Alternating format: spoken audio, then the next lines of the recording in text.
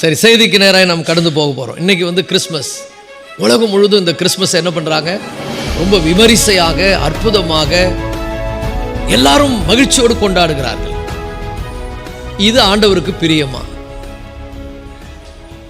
வேதத்தில் அதை பற்றிய ஆலோசனை என்ன? இன்னைக்கு கேட்கும்போது நீங்கள் ஆச்சரியப்பட போறீங்க, ஆசீர்வதிக்கப்படவும் போறீங்க. ஏன்னா இதுதான் கிறிஸ்மஸ். எது கிறிஸ்மஸ்? எப்படி கிறிஸ்மஸை கொண்டாடுறீங்க? அப்பா, டிசம்பர் மாதம் வந்துட்டாலே வீடுகளும் களை கட்டுகிறது, ஆலயங்களும் களை கட்டுகிறது, மற்றும் மனிதர்களுக்குள்ளும் ஒரு பெரிய புத்துணர்வு வருகிறது. எல்லாரும் ஹாப்பி ஆகிடுறோம். அதுக்காக சில பேர் காலகாலமாக பணத்தை சேர்த்து வச்சு நல்ல உடைகள் எடுப்பதும், நல்ல தின்பண்டங்களை செய்வதும், மகிழ்ச்சியாக இருப்பதும், இல்லை எல்லோருக்கும் வாழ்த்துக்களை அனுப்புவதும். இப்போல்லாம் பார்த்தீங்கன்னா மீடியா ரொம்ப பெருசாகிடுச்சனால எல்லாம் வாட்ஸ்அப்பில் மெசேஜ் தள்ளுறாங்க, அடித்து ஸ்டோரேஜே வந்து ஃபுல்லாகிடுது. அந்த மாதிரி கிறிஸ்மஸை எல்லோரும் வாழ்த்துக்களை சொல்லிக்கிறோம். ஆனால் வாட் இஸ் கிறிஸ்மஸ்? என்ன, எதுக்கு இந்த கொண்டாட்டம்? பக்கத்தில் பார்த்து சொல்லுங்கள், எதுக்கு இந்த அலப்பறை? எதுக்கு இந்த அலப்பறை? எதுக்கு இந்த கொண்டாட்டம்? ஏன்? யோசனை பண்ணிப்பார். ஒன்றுமே தெரியாது. கிறிஸ்மஸ், இயேசு பிறந்தார். எங்கே பிறந்தார் சொல்லுங்க? மாட்டுக்கொட்டாயில் பிறந்தார். யாரெல்லாம் வந்து பார்த்தாங்க? முதல்ல மேய்ப்பர்களுக்கு செய்தி, மேய்ப்பர்கள் வந்தாங்க. அப்புறம் சாஸ்திரிகள் வந்தாங்க. அப்புறம் சொல்லுங்க, நட்சத்திரம் வந்தது, வழிகாட்டுச்சு. அப்புறம் ஏரோது ராஜா கோபம் ஆயிட்டாரு, டென்ஷன் ஆயிட்டாரு, பசங்கள்லாம் வெட்டி போட்டாரு. காலகாலமாக இதை தான் கேட்டுன்னு இருக்கும் ஒழிய வாட் இஸ் கிறிஸ்மஸ்? ஏன் கொண்டாட்டம்? ஏன் மகிழ்ச்சி? என்ன அர்த்தம் இருக்குது? ஒருத்தருக்கும் தெரியாது. எப்பொழுதும் நிறைய இடத்துல போய் கேளுங்க, இயேசு பிறந்தார், மாட்டுக்கொட்டாயில் பிறந்தார், தூதர்கள் வந்தாங்க, மெய்ப்பர்களுக்கு சுவிசேஷம் அறிவித்தாங்க, அவங்க வந்து பார்த்தாங்க, அவங்க போய் எல்லாருக்கும் சொன்னாங்க, அதுக்கப்புறம் நட்சத்திரத்தை பார்த்து கிழக்கிலேருந்து சாஸ்திரிகள் வந்தாங்க. இதே தான் கதை ஓடின ஒழுத சத்தியம் என்னன்னே தெரியல. Why I have to celebrate Christmas and how I have to celebrate Christmas? ஏன் நான் கிறிஸ்துவனுடைய பிறப்பை கொண்டாடணும்? எப்படி கொண்டாடணும்? வேதத்தில் அதுக்கான வெளிப்பாடு என்ன? கிறிஸ்மஸ் அப்படி என்பதனுடைய பொருள் என்ன? கிறிஸ்மஸ் என்ற வார்த்தையே கிடையாதுங்க. Christ plus mass. அது வந்து அந்நியர்கள் பயன்படுத்தின வார்த்தை. கிரைஸ்ட் பிளஸ் மாஸ்னா பூஜைன்னு அர்த்தம். கிறிஸ்துவை வைத்து பூஜை. நம்ம அதை சொல்லிட்டோம் கிறிஸ்மஸ் கிறிஸ்மஸ். ஆக்சுவலாக இது என்ன பண்டிகைனா கிறிஸ்துவின் ஜனன பண்டிகை, கிறிஸ்துவின் பிறப்பின் பண்டிகை. இதை கிறிஸ்து பிறந்ததை நம்ம நினைவு கூறுறோம். நினைவு கூறுறீங்களா? பக்கத்தில் பார்த்து சொல்லுங்க, எதை நினச்சிக்க நீங்கள் வந்திருக்கிற? ஏன் இந்த புது சட்டை? அதனால தான் நான் புது சட்டையே போடல, பழைய சட்டையே போட்டு வந்துக்கிறேன். எதுக்கு இந்த புது சட்டை? எதுக்கு இந்த பெரிய கெலாட்டா? எதுக்கு இவ்வளோ பெரிய இது? பக்கத்தில் பார்த்து சொல்லுங்க, இயேசுவினுடைய பிறப்பு அர்த்தம் இல்லாமல் கொண்டாடாத, அர்த்தத்தோடு கொண்டாடு. இன்னைக்கு சத்தியத்தை அறிந்து கொள்ள போற கர்த்தர் உன் மனக்கண்ணை திறக்க போகிறார். உன் வாழ்க்கையில் பெரிய மாற்றத்தை கர்த்தர் கொண்டு வர போகிறார். Hallelujah. What is Christmas? why Christmas? என்ன கிறிஸ்துவை பிறப்பை பற்றி என்ன சொல்லுகிறது? வாசிப்போம். கலாத்தியர். இது எல்லாரும் நீங்க வந்து வாசிக்காத ஒரு பகுதியாக இருக்கலாம், எப்பயாவது வாசித்து இருக்கலாம். இதிலிருந்து சில விஷயங்களை நான் பேச போகிறேன். கலாத்தியர் 4ஆம் அதிகாரம் 4 - 7 வரை உள்ள வசனங்கள். கலாத்தியர் 4ஆம் அதிகாரம் 4 - 7 வரை உள்ள வசனங்கள். நல்லா புரிந்து கொள்ளுங்கள். ஒவ்வொரு வார்த்தையும் கவனிங்க. இது தேவனுடைய வார்த்தை. அது அப்படியே நல்லா உங்க மைண்ட்ல ஏத்திங்க. படிக்கும் போதே உங்க மைண்ட்ல மெமரியில வச்சுங்க. நாம் கலாத்தியர் 4 படிங்க. நாம் புத்திர சுவிகாரத்தை அடையும்படி நியாய பிரமாணத்துக்கு கீழ்ப்பட்டவர்களை மீட்டு கொள்ளத்தக்கதாக காலம் நிறைவேறின போது ஸ்திரீயினிடத்தில் பிறந்தவரும் நியாய பிரமாணத்துக்கு கீழானவருமாகிய தம்முடைய குமாரனை தேவன் அனுப்பினார். மேலும் நீங்கள் புத்திரராய் இருக்கிறபடியால் அப்பா பிதாவே என்று கூப்பிடத்தக்கதாக தேவன் தமது குமாரனுடைய ஆவியை உங்கள் இருதயங்களில் அனுப்பினார். ஆகையால் இனி நீ அடிமையாயிராமல் புத்திரனாய் இருக்கிறாய். நீ புத்திரனாயானால் கிறிஸ்துவின் மூலமாய் தேவனுடைய சுதந்திரமாய் இருக்கிறாய். கரங்களை தட்டி கர்த்தரை மகிமைப்படுத்துவோம். ஹல்லேலூயா. எவ்வளவு பெரிய வெளிப்பாடு பாருங்க. இயேசு பிறந்ததுனால உலகத்துக்கு வந்தவர் அல்ல. நம்ம எல்லாம் பிறந்ததுனால உலகத்தில் என்டர் ஆயிட்டோம். இந்த வசனம் சொல்லுது, அவர் அனுப்புனதுனால இவர் வரார், இவர் வந்ததால பிறக்கிறார். இதுதான் விஷயமே. அவர் அனுப்பினார், இவர் வந்து என்ன பண்ணுகிறார்? பிறக்கிறார். இப்போ கிறிஸ்துமஸ் என்பதை நம்ம எல்லாம் பார்த்ததெல்லாம் மாட்டுக்கொட்டாய், நட்சத்திரம், தேவதூதர்கள் வந்து பாடினாங்க, மரியாள் வந்து சத்திரத்தில் இடம் இல்லாமல் கஷ்டப்பட்டாங்க. அதுக்கப்புறம் ஏரோதுக்கு இந்த செய்தி போச்சு, கோவப்பட்ட, இதுதான் கேட்டிருக்கிறோம். ஆனால் இதுக்கு அப்பால என்ன நடந்தது? இதற்கு அப்பால் நம்முடைய அந்த பவுல் வந்து தன்னுடைய அந்த பைனாக்குழல் அப்படியே திருப்புறாரு. இல்லை இதுக்கு மேலே அண்ணாண்ட சைடு பாரு அப்படின்றார். So focusing on other side, அடுத்த பகுதி என்னன்னு பார்க்குறார். அப்போ சொல்றாரு 4ஆம் வசனத்தில், நாம் புத்திர சுவிகாரத்தை அடையும்படி நியாயப்பிரமாணத்துக்கு கீழ்ப்பட்டவர்களை மீட்டுக்கொள்ளத்தக்கதாக இயேசு ஏன் பிறந்தாரு? நாம் புத்திர சுவிகாரத்தை அடையும்படி. பக்கத்தில் பார்த்து சொல்லுங்க, நான் தேவனுடைய பிள்ளையா ஆகும்படி, அடிமைதனத்தில் இருந்த என்னை மீட்கும்படி. அல்லேலூயா. அடுத்த வசனம் சொல்லுது, காலம் நிறைவேறின போது. எப்பங்க? காலம் நிறைவேறின போது ஸ்திரீனிடத்தில் பிறந்தவரும். யார்கிட்ட பிறந்தாராம்? நம்ம எல்லாம் புருஷனுக்கு பிறந்தவங்க, ஒரு ஆண் மூலமா பிறந்தவங்க. பவுல் பாருங்க, அந்த காலத்தில் இந்த வெளிப்பாடை பெற்றுக் கொண்டிருக்கிறார். அவர் சொல்றாரு, இயேசு எந்த ஆணுக்கும் பிறக்கல, அவர் பெண்ணுடைய வயிற்றில் ஒரு அற்புதத்தால் வந்து பிறக்கிறாரு. அவர் வருவதற்கு ஒரு நோக்கம் இருக்கிறது. தேங்க்யூ. மேலே இருக்கிறவங்கள ஒரு அல்லேலூயா சொல்லுங்க. மேலே இருக்கிறவங்க, கீழே இருக்கிறவங்கள அமைதியா இருங்க. மேலே இருக்கிறவங்கள ஒரு அல்லேலூயா சொல்லுங்க. இருக்கிறாங்க போல நிறைய பேர். சத்தம் கேட்குது, உங்களுக்கு கேட்குதா? கேட்கல. Very good. அப்போ நல்லா புரிந்து கொள்ளுங்கள், காலம் நிறைவேறின போது ஒரு டைம் ஒன்று, அந்த நேரத்துக்காய் காத்திருக்க ஒரு காலத்தை தேவன் திட்டமிட்டிருக்கிறார். இந்த வசனத்தின் அடிப்படையில் சில காரியங்களை நம்ம மிக விளக்கமாக பார்க்க போறோம். ஒவ்வொரு காரியத்தையும் பார்க்க போறோம். ஸோ நல்லா புரிந்து கொள்ளுங்கள், ஒரு ஆண்டவர் ஒரு பிளான் பண்றார். பிதாவாகிய தேவன் ஒரு திட்டமுடையவராக என்ன பண்ணுகிறார்? செயலாற்றுகிறார். என்ன திட்டம் சொன்னா நல்லா புரிந்து கொள்ளுங்கள், இந்த பூமிக்குள்ள பரலோகம் என்ட்ராக போகுது. இந்த பூமிக்குள்ள ஹெவன், பரலோகம் என்ன பண்ண போகிறது? தலையிட போகிறது. இதுவரைக்கும் யாரும் இந்த பூமிக்குள்ள என்ன பண்ணல? பரலோகத்திலிருந்து யாரும் தலையிடல. எல்லாரும் பாவம் செய்து கெட்டு போய் ஆண்டவர் விட்டு ரொம்ப தூரத்துக்கு போயிட்டாங்க, அடிமைதனத்துக்குள்ள இருக்கிறாங்க. இதை வந்து ஒரு கிளியர் பிக்சரா வந்து அப்போஸ்தலனாகிய பவுல் பார்க்கிறார். இதை எப்படி ஆண்டவர் செய்யறாரு? அதாவது இந்த வசனம் சொல்லுது, நாம் புத்திர சுவிகாரத்தை அடையும்படி நியாயப்பிரமாணத்துக்கு கீழ்ப்பட்டவர்களை மீட்டு கொள்ளத்தக்கதாக. அல்லேலூயா. அப்ப நல்லா புரிந்து கொள்ளுங்கள், இயேசு பிறந்தது என்பது ஏதோ எதர்ச்சையா இந்த உலகத்தில் நடந்த ஒரு சம்பவம் கிடையாது. It's a plan. ஒரு ஆமென் சொல்லுங்க. பக்கத்தில் பார்த்து சொல்லுங்க, இயேசு இந்த உலகத்தில் பிறந்தது எதர்ச்சையா நடந்த ஒரு விபத்தா நடந்த ஒரு காரியம் கிடையாது. இட் இஸ் a பிளான், ஒரு நோக்கத்துக்காக. முதல்ல இந்த வசனத்தின் மூலம் வாசிக்கப்பட்ட இந்த 4 to 7 வரை உள்ள வசனங்களை நம்ம பார்க்க முடிகிறது. இது ஒரு தேவனுடைய திட்டம், இது இட்டர்னல் திட்டம். ரொம்ப காலமா ஆண்டவர் இதை பிளான் பண்ணி வச்சிருக்கிறார். சோ இது ஒரு பெரிய திட்டம். இது வந்து தற்செயலா நடந்தது அல்ல, அல்லது இது மனிதனுடைய முன்னேற்றத்தினால் விளைந்த ஒரு மாற்றம் அல்ல. ரட்சிப்பு என்பது, மீட்பு என்பது, ஒரு மனுஷனை பாவத்திலிருந்து மீட்ட வாழ்க்கையை மாற்றுவது என்பது மனித ஐடியா கிடையாது. It's not man's wisdom. ஒரு காலத்தில் நான் பாவத்தில் வாழ்ந்தேன், எப்படியே இருந்தேன், என் வாழ்க்கை யாராலும் மாற்ற முடியல, இருளில் வாழ்ந்தேன். இயேசு என்னை மாற்றிவிட்டார்.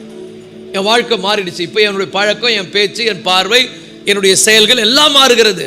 அது மட்டும் இல்லை, நான் நல்ல மனசை பெற்றுக்கொண்டேன். I have improvement. என்னுடைய ஆவிக்குரிய சரிகிற பிரகாரமான பொருளாதார வாழ்க்கையில இம்ப்ரூவ்மெண்ட் அடைகிறேன். ஸோ இந்த ரட்சிப்பு ரொம்ப பெருசு. அதனால தான் வேதம் சொல்லுது, அடையாளங்களாலும் அற்புதங்களாலும் பலவிதமான பலத்த செய்கைகளினாலும் தேவன் தாமே சாட்சி கொடுத்து வருகிறதுமான இவ்வளவு பெரிதான ரட்சிப்பு பெருசு.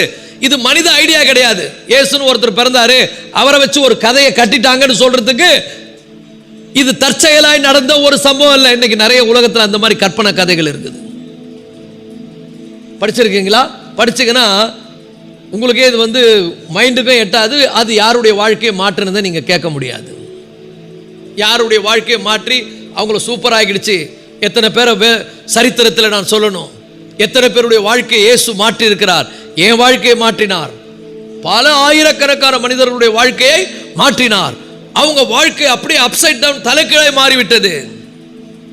ஜான் நியூட்டன் என்கிற ஒரு பயங்கரமான ஒரு மனிதன் இருந்தார்.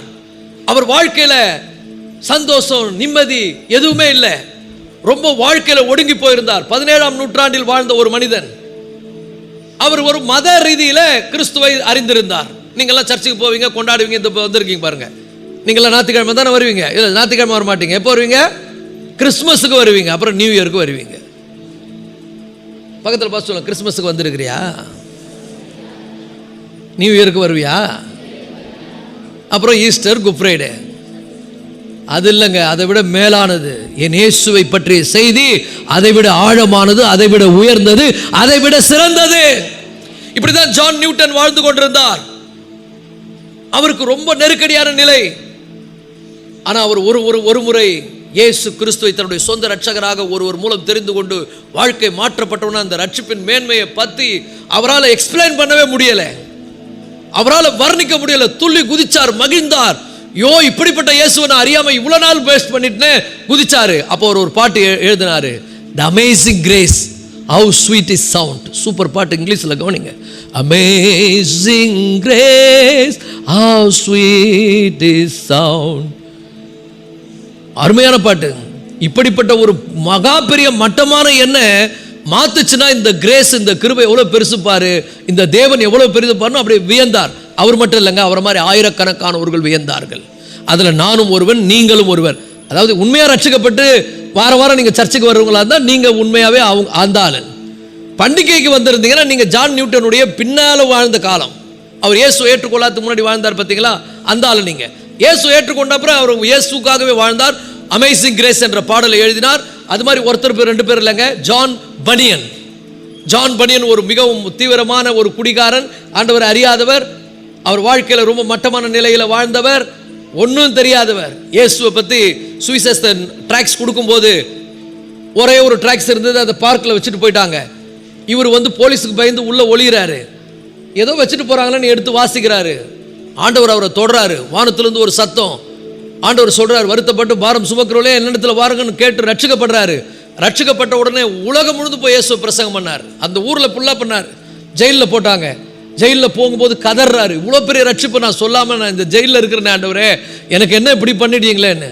அப்போ ஆண்டவர் சொன்னார், இல்லைடா, நீ வெளியிருந்து செய்த ஊழியத்தை விட உள்ளிருந்து செய்கிற ஊழியம் பெரிதாக இருக்கும். ஆனால் நைட்டெல்லாம் நான் கனவுல காமிக்கிறத பகலெல்லாம் உட்காந்து எழுதினாரு. அப்படி வந்த புத்தகம் தான் மோட்ச பிரயாணம். உலகத்தில் பல மொழிகளில் மொழிபெயர்க்கப்பட்ட புத்தகம், உலகத்தில் அநேகரால் விரும்பி வாசிக்கப்பட்ட புத்தகம், பைபிளுக்கு அடுத்து அதிகமாக விற்பனையாகிற ஒரு புத்தகம் அந்த புத்தகம். ஒரு ஆமீன் சொல்லுவோமா? கர்த்தருடைய பிள்ளைகளே, இது மனுஷனுடைய ஐடியா இல்ல, சரித்திரத்தில் எதர்ச்சையாய் நடந்த ஒரு சம்பவமோ அல்ல. இது கற்பனை கதை அல்ல, இது தேவனுடைய திட்டம்.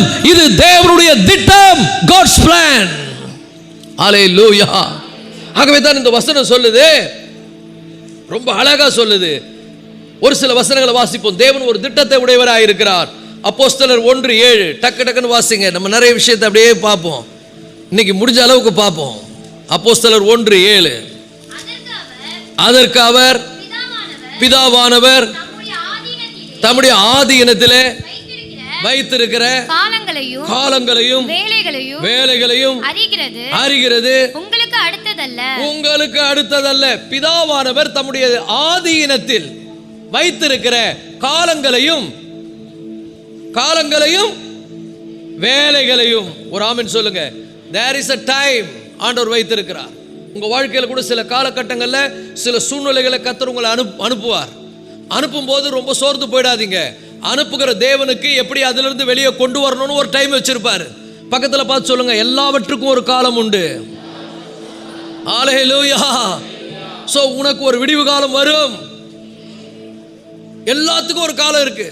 ஆதியினத்தில் ஒரு திட்டம் வைத்திருக்கிறார். அவர் ஒரு பிளானோடு இருக்கிறார். அவரை நம்புற பிள்ளைகள் மேல ஒரு பெரிய திட்டம் உள்ளவராக இருக்கிறார். இந்த உலகம் பாவத்தில் விழுந்து விட்டது. ஆதாம் எல்லாத்தையும் இழந்துட்டார். ஒரே ஒரு கீழ்ப்படியாமையினால ஆதாம் எல்லாவற்றையும் இழந்து விட்டார். அப்ப இந்த உலகம் ஆதாமின் மூலம் நிறைய விஷயங்களை இழந்து விட்டது. இப்ப இந்த இழந்து போனதை ரட்சிக்கவும் மீட்கவும் தேவன் ஒரு திட்டமுடையவராக இருந்தார். அதை எப்படி செய்தார்னா ஒரு பிளானோடு செய்தார். அவசரப்படல. அவர் ரொம்ப திட்டம் போட்டார். அதனால தான் இந்த வசனம் சொல்லுது, பிதாவானவர் தம்முடைய ஆதீனத்தில் வைத்திருக்கிற காலங்களையும் சமயங்களையும் அறிகிறது உங்களுக்கு அடுத்ததல்ல. அவருக்கு எப்போ எப்படி எந்த காரியத்தை செய்யணும்னு தெரியும். அப்படிதான் இயேசு கிறிஸ்து உலகத்தில் சரியான நேரத்தில் அந்த வசனம் சொல்லுகிறது, காலங்கள் நிறைவேறும் பொழுது. எல்லாம் சூட்டபிளா பார்க்கிறார். என் மகனை இன்னைக்கு தான் அனுப்பணும்னு பிளான் பண்ணிட்டார். இந்த நேரத்தில் அனுப்புனாதான் இந்த சுவிசேஷம் உலகத்தில் இருக்கிற அத்தனை பேருக்கும் வேகமா போகும். ஸோ ஒரு டைம் பிளான் பண்ணாரு. சில பேர் கேட்குறாங்க, ஏன் உடனே அனுப்ப வேண்டியதானே, முன்னாடியே அனுப்ப வேண்டியதானே, ஏன் இப்போ வந்திருக்கலாமா? இல்லை, அவருக்கு தெரியும் எப்போ எந்த காரியத்தை எப்படி செய்யணும்னு. இந்த வசனத்தை நான் சொல்றதில்ல, இந்த வசனத்தில் நம்ம வாசித்த கலாத்தியர் 4ஆம் அதிகாரத்தில் 4ஆம் வசனத்திலிருந்து 7ஆம் வசனம் உள்ள வசனங்கள் இருக்கிறது. அப்ப நல்லா புரிந்து கொள்ளுங்க. இன்னொரு வசனம் வாசிப்போம். எபேசியர் 1:10. எபேசியர் 1:10. அப்படி பக்கத்திலே வாங்க, உங்களுக்கு புரியும் பாருங்க. கிறிஸ்துமஸ்னா என்னன்னு புரியும் பாருங்க. தமக்குள்ளே தீர்மானித்திருந்த தம்முடைய தயவுள்ள சித்தத்தின் ரகசியத்தை எங்களுக்கு அறிவித்தார். ஒரு ஆமென் சொல்லுங்க. தமக்குள்ளே தீர்மானித்திருந்த தம்முடைய தயவுள்ள சித்தத்தை. ஆங்கிலத்தில் இப்படி வருகிறது, when the fullness of time had come. So நல்லா புரிந்து கொள்ளுங்கள். ஒரு காலம் நிறைவேறுகின்ற ஒரு காலம் வருகிறது, ஒரு நேரம் ஒன்று வருகிறது. இந்த காலத்துல இந்த நேரத்துல சில டர்னிங் பாயிண்ட்ல உங்க வாழ்க்கையில் நடந்திருக்கும். இந்த காலத்துல இந்த நேரத்துல. இப்ப எனக்கு சொல்லணும்னா நியூ இயர்ல சொல்றேன் என் சாட்சியை. வாங்க, 2025ல எந்த டைம்ல என்ன நடந்ததுன்றது. அதே நேரத்தில் எப்படி கடவுள் அதிலிருந்து வெளியே கொண்டு வந்தார், எப்படி சூப்பரா என்ன விடுதலை ஆக்கினார், அதையும் சொல்றேன். ஒரு காலத்தை வச்சிருக்காரு, ஒரு நேரத்தை வச்சிருக்கிறார். பக்கத்தில் பார்த்து சொல்லுங்க, உனக்கு ஒரு காலம் இருக்கு, உனக்கு ஒரு நேரம் இருக்கு. பக்கத்தில் பார்த்து சொல்லுங்க, எங்களுக்கும் காலம் வரும். அல்லேலூயா. காலம் வந்தால் வாழ்வு வரும். வாழ்வு வந்தால் அனைவரையும் ரட்சிப்புக்குள்ளே வழி நடத்துவோமே. இப்ப வேற மாதிரி ஆயிடுச்சு பாருங்க. ஒரு ஆமென் சொல்லுங்க. there is a fullness of time. ஒரு நேரத்தை ஆண்டவர் ஃபிக்ஸ் பண்ணிட்டார். இது ஆண்டவருடைய ஃப்ரீ பிளான், எதர்ச்சியா நடந்ததல்ல.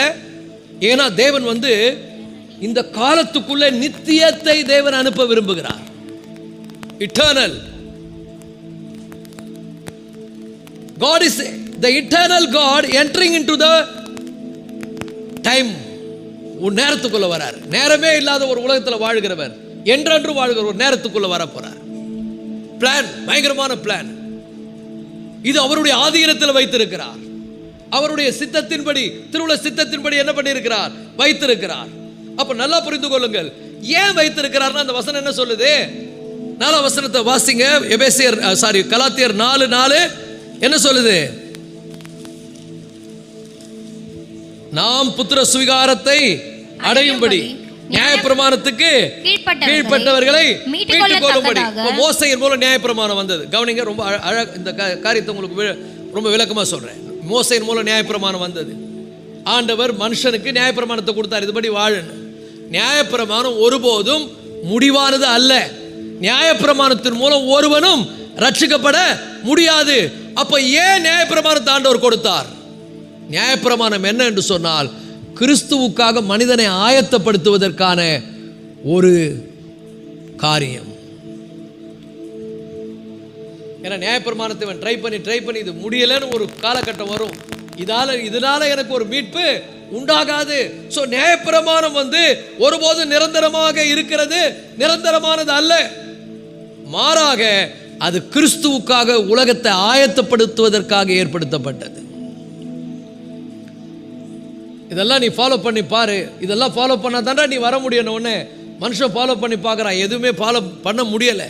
ஏன்னா ஒன்றில் தவறுனா எல்லாத்துலேயும் தவறுனது மாதிரி.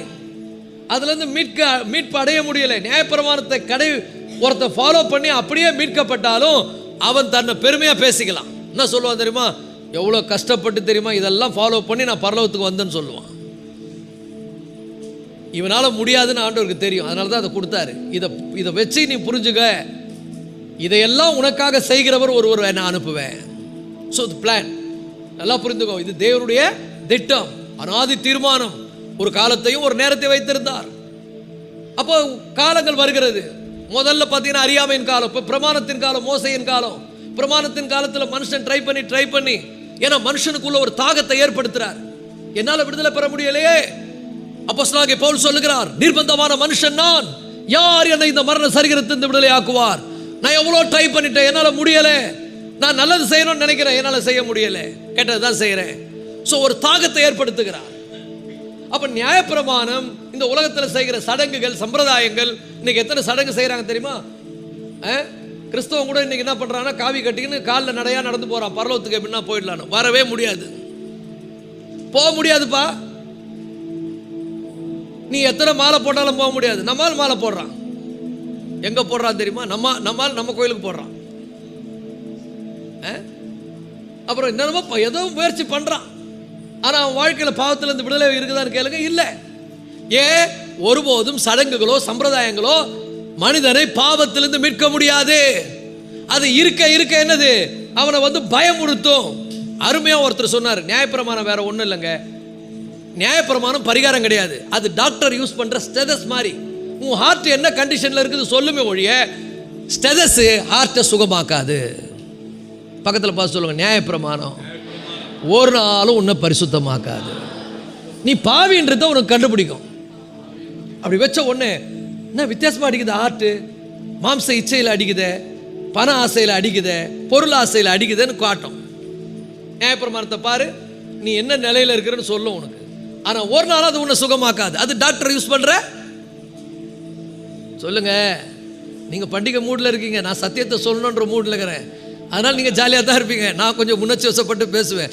இப்படி வச்ச உடனே அது லப்பு டப்புன்னு துடிக்கும் போதே டாக்டர் சொல்லுவாரு, அடுத்த லெவலுக்கு போகணுவார். உனக்கு அடுத்தது என்ன பண்ணோம், எக்கோ எடுக்கணும்னுவார். ஏன்னா சரியில்லை, கொஞ்சம் வேற மாதிரி இருக்குது அப்படின்னு. நியாயப்பிரமாணம் இன்னொரு லெவல்ல இருந்து இன்னொரு லெவல் கொண்டு போய் சுகமே ஆக்காதுங்க. பரிகாரம் யார் தெரியுமா? அவர் தான் ஆண்டவராகிய இயேசு கிறிஸ்து. மருந்து யார் தெரியுமா? அவர் தான் ஆண்டவராகிய இயேசு கிறிஸ்து. குணமாக்குகிறவர் யார் தெரியுமா? அவர் தான் ஆண்டவராகிய இயேசு கிறிஸ்து. அப்போ கரெக்டான டைம்ல அவர் அனுப்புறார். எல்லாம் புரிந்து கொள்ளுங்க.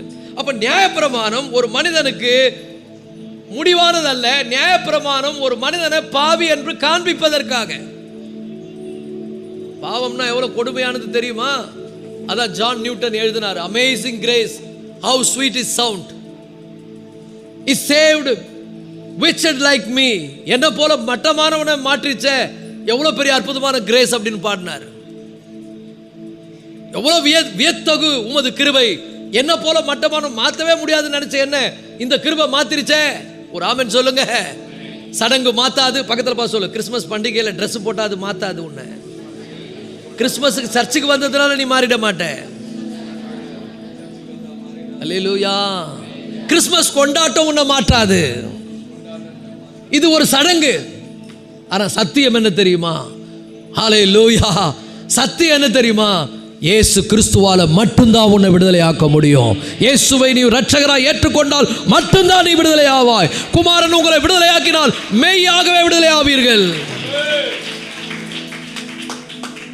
வாழ்க்கையை மாத்தின உடனே பாடினார் பாருங்க. அந்த பாட்டு உலக ஃபேமஸ் பட்டதுங்க. 17ஆம் நூற்றாண்டில் எழுதின பாட்டு, இன்னைக்கும் பாடுறாங்க அந்த பாடலை.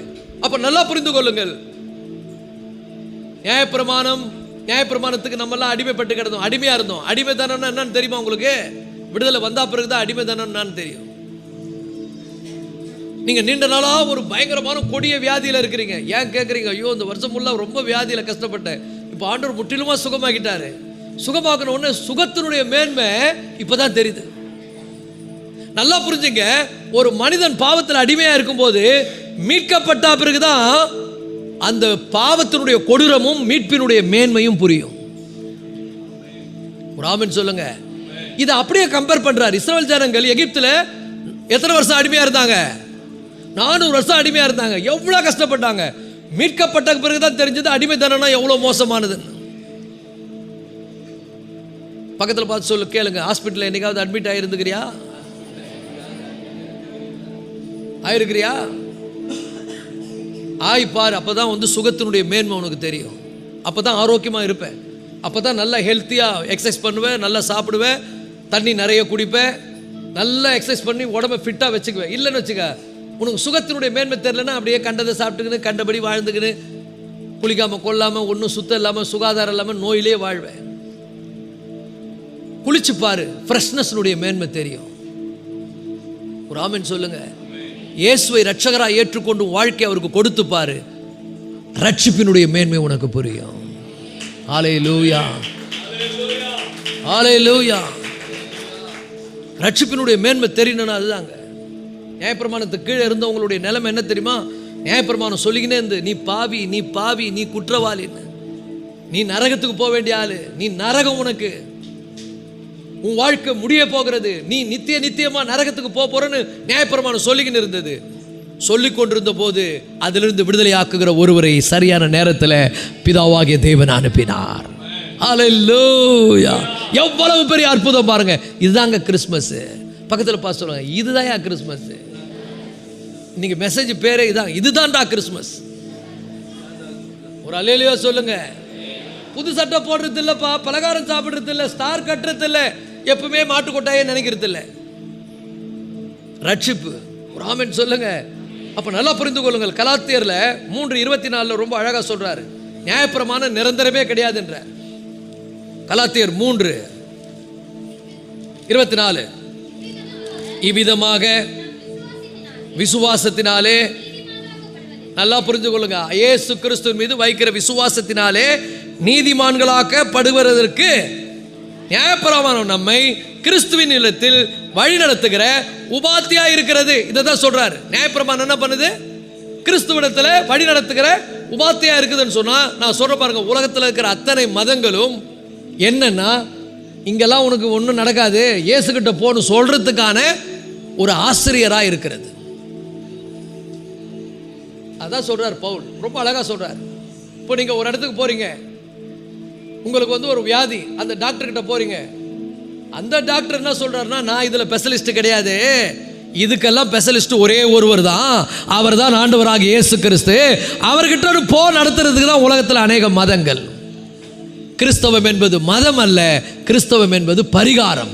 கிறிஸ்தவம் என்பது மதம் அல்ல, கிறிஸ்தவம் என்பது விடுதலை.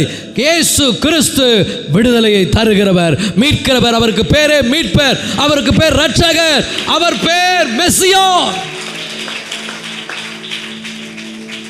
உலகத்தில் இருக்கிற அத்தனை மதங்களுக்கும் என்ன வேலை? எல்லா மதமும் அது நான் இல்லை, அங்கே போன்னு காட்டுறதான். அதான் சொல்றாரு நியாயப்பிரமாணம். நியாயப்பிரமாணம் கூட யூத மதத்தில் இருந்த நியாயப்பிரமாணம் அதான் பண்ணுச்சு. என்ன பண்ணுச்சான்? சூப்பரா சொல்றாரு பாருங்க. இவ்விதமாய் நாம் விசுவாசத்தினாலே, யார் மேல வைக்கக்கூடிய விசுவாசம்? கிறிஸ்துவின் மீது வைக்கக்கூடிய விசுவாசத்தினாலே நீதிமான்களாக்கப்படுவதற்கு, நீங்க விசுவாசத்தும் ரட்சிக்கப்படுவதற்கு நியாயப்பிரமாணமானது உங்களை கிறிஸ்துவினிடத்தில் வழிநடத்துகிற உபாத்தியா இருக்கிறது.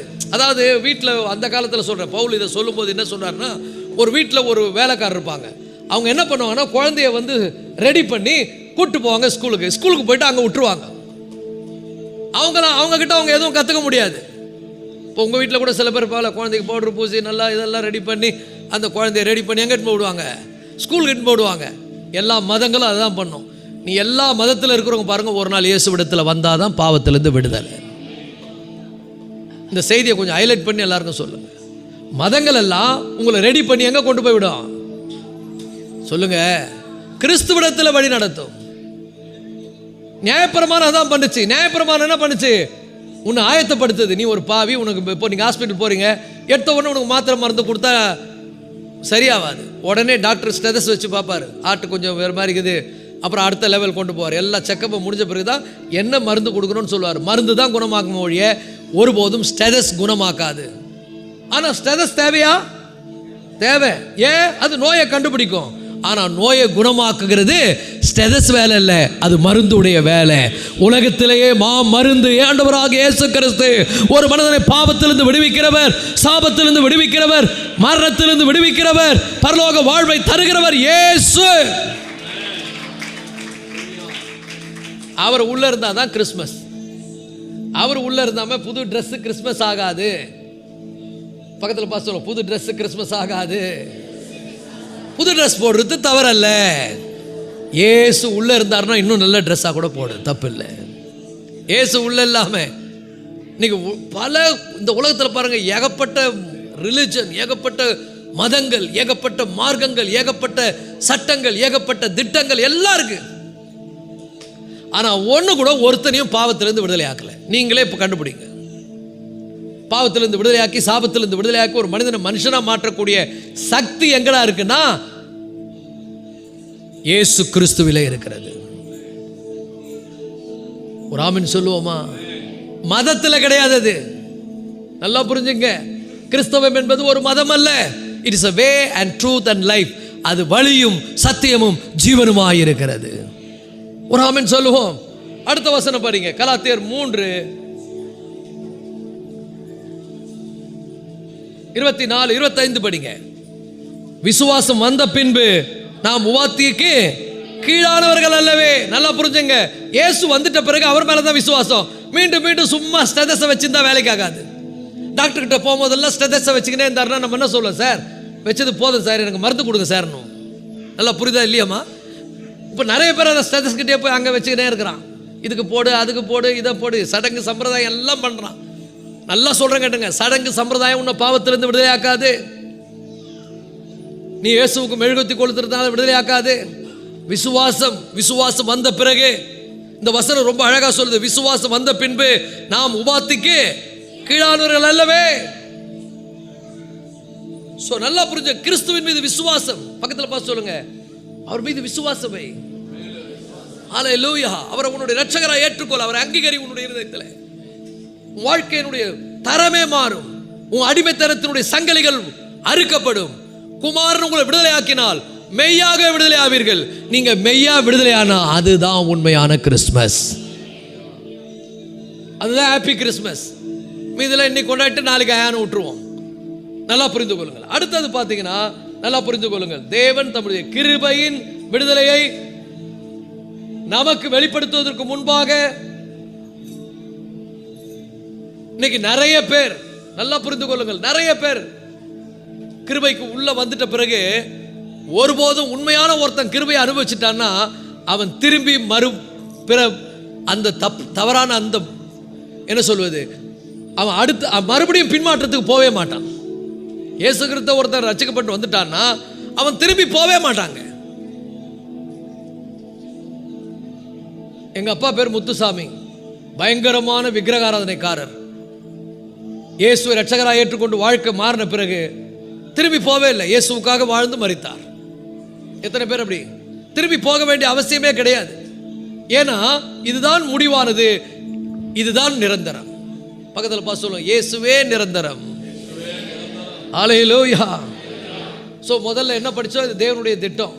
ஒன்று ஒன்றா சொல்கிறேன், நம்ம டைமுக்கு முடிக்கணும். நீங்கள் வேற கிறிஸ்மஸ் கொண்டாட்டத்தில் இருக்கீங்களா? நான் வசனத்தை பிரசங்கிக்கிறதுல இருக்கிறேன்னா உங்களுக்கு ஜாலி எது? இப்போ முடிஞ்ச உடனே எல்லாம் கேக் சாப்பிடணும், அது சாப்பிடணும். எனக்கு ஜாலி எது? எப்படியாவது சத்தியத்தை உங்கள் இருதயத்தில் அனுப்பிடணும். ஒரு ஆமென் சொல்லுவோமா?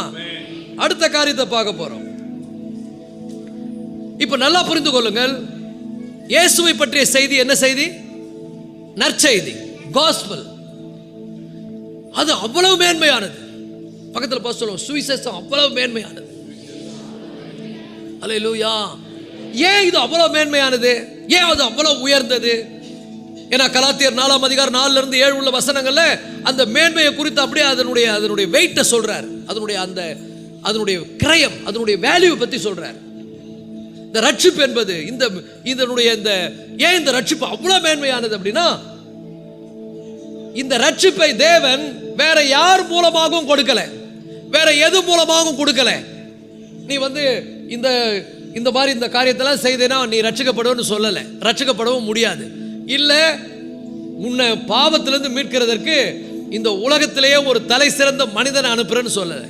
இல்லை ஒரு தேவதூதனை அனுப்புறேன், இல்லை ஒரு தீர்க்கதரிசி அனுப்புறேன். தீர்க்கதரிசியோ தேவதூதனையோ ஆண்டவர் அனுப்பலை. ஏன் அவ்வளோ பெருசு ரட்சிப்பு? ஏன் இது ரொம்ப மேன்மையானது? ஏன்னா இந்த உலகத்தில் எந்த மனிதனாலோ எந்த தீர்க்கதரிசியாலோ, ஏன் பரலோகத்தில் இருக்கிற ஒரு தேவ தூதனால கூட ஒரு மனிதனை பாவத்திலிருந்து விடுதலையாக்க முடியாது. பாவத்திலிருந்து விடுதலை ஆக்குவதற்கு இரட்சகராகிய இயேசு கிறிஸ்து மாத்திரமே. ஹல்லேலூயா. பக்கத்தில் பார்த்து சொல்லுங்க, இவர் எல்லாமே வேற யாரும் கிடையாது. நீ வேற யாருக்கிட்ட போனா வேஸ்ட் டைம். நீ எங்கெங்கயோ போற, அங்க போற இங்க போற. நல்லா புரிஞ்சுங்க, இது உனக்கு ஒரு சில பேர்லாம் இருக்கிறாங்க பாருங்களேன். சில பேருக்கு ஸ்டேட்டஸ் வச்சாலே சுகமாயிட்ட மாதிரி நினைப்பாங்க. ஆக மாட்டேன், பிரச்சனை தான் உனக்கு காட்டாது. நீ எங்க போனாலும் சரி, மருந்தை சாப்பிட்டாதான் விடுதலை ஆக முடியும். நல்லா புரிந்து கொள்ளுங்கள், யாரும் உன்னை விடுதலை ஆக்க முடியாது. பக்கத்தில் பார்த்து சொல்லுங்க, உன் பாவத்தை மன்னிக்க இந்த உலகத்தில் யாராலும் முடியாது. உன் பாவத்திலிருந்து விடுவிக்க இந்த உலகத்தில் எந்த சக்தியாலும் முடியாது. உன் சாபத்திலிருந்து உன்னை மீட்க இந்த உலகத்தில் எந்த சக்தியாலும் முடியாது. ஒரே ஒருவர் மனிதனை பாவத்திலிருந்து, சாபத்திலிருந்து, மரணத்திலிருந்து, நரகத்திலிருந்து மீட்கக்கூடிய வல்லவர் ஆண்டவராக இயேசு கிறிஸ்து. ஆகவே தான் பிதாவாகிய தேவன் அவரையே அனுப்பினார். வேற யாரால முடியும்னா ஒரு தேவதூதரை அனுப்பிட்டு போறாரு. இன்னைக்கு நிறைய பேர் தேவதூதர் வணங்கின்னு இருக்காங்க. தேவதூதர்களுக்கு செய்யும் ஆராதனை ரொம்ப பூஜை பண்றாங்க. நல்லா புரிந்து கொள்ளுங்கள் கர்த்தருடைய பிள்ளைகளை, வேற யாராலும் முடியாதுங்க. வேற யாராலும் இது செய்ய முடியாது. இவரால் மட்டும்தான் முடியும். ஆகவே தான் இந்த வசனம் ரொம்ப அழகா சொல்லுது.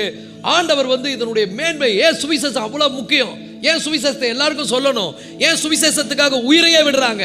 ஏன் தங்களுடைய சொத்தையும் சுகத்தையும் சுவிசேஷத்துக்காக அள்ளி கொடுக்கிறார்கள்? அந்த காலத்துல பார்த்தீங்கன்னா, இப்ப இல்லை, நீங்க ஒரு அந்த 3ஆம் நூற்றாண்டு, 4ஆம் நூற்றாண்டு, 5ஆம் நூற்றாண்டுலாம் வந்தீங்கன்னா படிச்சீங்கன்னா ஹிஸ்டரியை, 10ஆம் நூற்றாண்டு, 16ஆம் நூற்றாண்டுலாம் பார்த்தீங்கன்னா பெரிய பெரிய ராஜாக்கள்லாம் தங்களுடைய ராஜ்யத்தை ஆண்டவருக்காக எழுதி வச்சுட்டு போயிட்டாங்க. கிடியன் என்கிற ஒரு பெரிய கோட்டீஸ்வரன் இருந்தார், பெரிய பணக்காரன். அவங்க அப்பா சம பணத்தை எழுதினார்.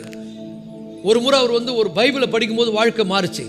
இந்த பைபிள் எல்லார் கையிலும் கிடைக்கணும், வாழ்க்கை மாறணும், எவ்வளோ விலையுற பெற்றது அப்படின்னு சொல்லி தான் சொத்து முழுவதையும் வேதம் பிரிண்ட் பண்றதுக்கு எழுதி வச்சார். அதான் கிடியன் பைபிள் வருது. அதே மாதிரி நீங்க இது பாருங்க, OMC அங்கங்க இருக்கு பாருங்க. இந்த OMC 4 வாலிபர்கள் சேர்ந்து நம்மள பாவத்திலிருந்து இப்படி விடுதலை ஆக்குதுன்னு சொன்னா இந்த இயேசு இந்த உலகம் எப்படியாவது தெரிஞ்சுக்கணுமே. ஆகவே எல்லாரையும் நம்ம ஒரு கிறிஸ்டியன் யங் மேன் ஃபெலோஷிப்னு ஆரம்பிப்போம்னு சும்மா சாதாரணமாக ஆரம்பிச்சு இன்னைக்கு உலகம் முழுவதும் இந்த OMC இருக்கிறது.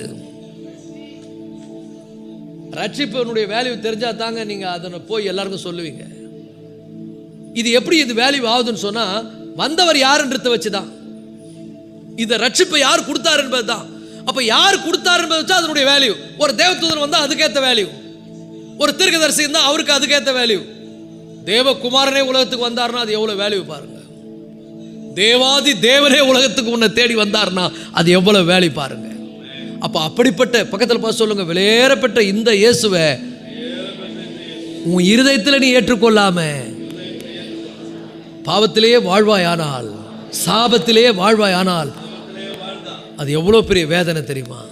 நீ வந்துரு ஏசப்பா கிட்ட, சீக்கிரம் சொல்லு, ஏசு கிட்ட வந்துரு சீக்கிரம். ஒரு ஆளே அல்லாமல் வேற வழியே கிடையாது. அதனால தான் ஆண்டவர் சொல்லிட்டாரு, ஏசு சொன்னார், நானும் ஒரு வழின்னு சொல்லலை, நானே வழியும் சத்தியமும் ஜீவனுமாயிருக்கிறேன். கையை தட்டி ஆண்டவர் மகிமைப்படுத்து.